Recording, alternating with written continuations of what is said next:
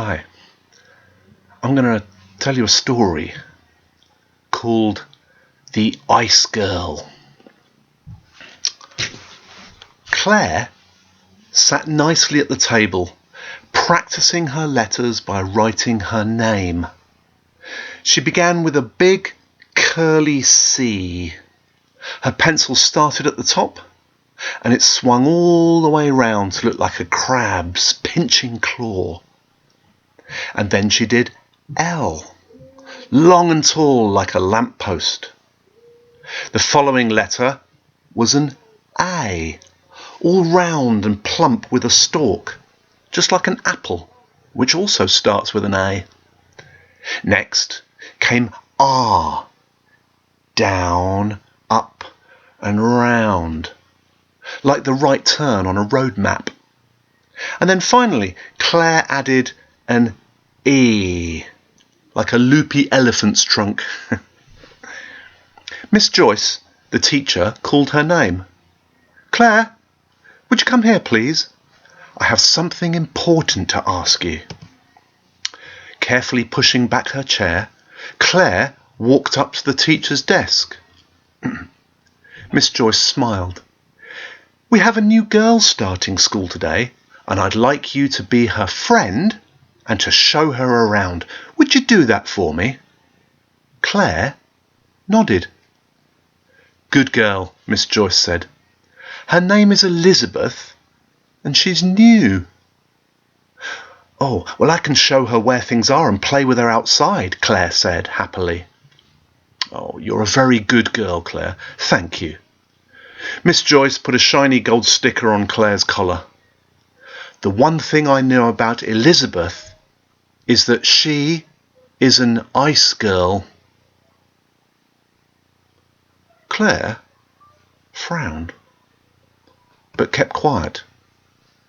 An ice girl, she thought. What does an ice girl look like? Claire began to wonder if an ice girl could really be her friend, because a person made of ice would eventually shrink and disappear, like a snow person. Surely a girl made of ice would melt if she came round for tea.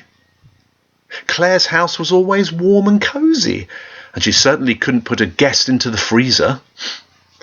What might happen if she held her hand? It would slowly melt and turn into drops of water.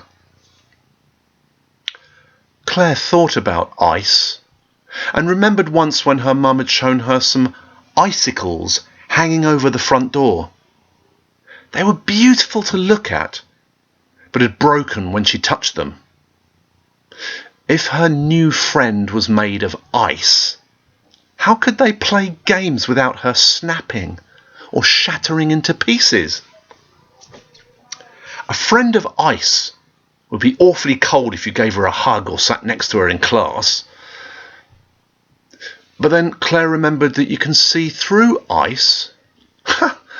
Imagine having an invisible friend, or a friend you could hide behind but still see through. Maybe an ice girl came in different flavours, just like lollipops. Her favourite was strawberry, and she wondered what her new friend would taste like. But you can't go around tasting people, Claire thought. That's silly. And just as Claire began to worry about having such a strange and wonderful friend, Miss Joyce came back followed by a girl who looked a bit scared. This girl had skin and hair and a face, just like everybody else.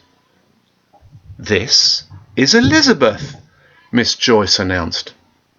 She knelt down to speak to the new girl. "Claire here will look after you and show you around. Don't be scared, because Claire is a nice girl too." Claire laughed when she realised her mistake. Miss Joyce had said a nice girl, not an ice girl. Claire held out her hand to Elizabeth. "Let's go and play. We can be friends and have lots of fun." Elizabeth nodded with a smile. and the two girls had a lovely day playing and learning together.